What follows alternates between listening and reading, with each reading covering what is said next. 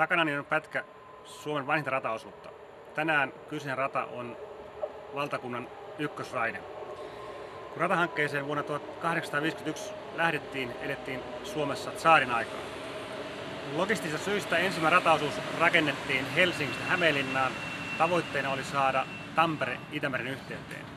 Näin saatiin syntymään logistinen väylä Tampereelta Itämerelle.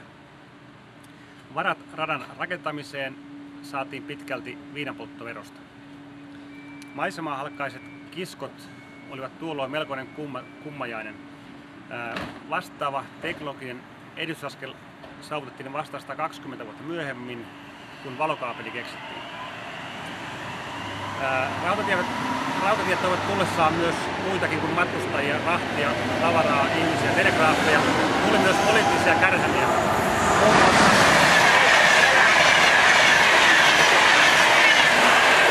Muun muassa J.V. Snellman joutui eroamaan senaattorin virastaan, koska jäi häviölle kannassaan. Hän ajoi kapeampaa raideväliä kuin mitä Venäjällä oli. Voidaankin sanoa, että rautatiet olivat aikansa internet ja asemat olivat aikansa Facebook. Tänään Turingin asema tekee jälleen historiaa.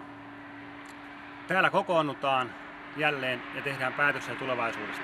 Voidaankin sanoa, että Turingin asema on jälleen keskellä verkkoja.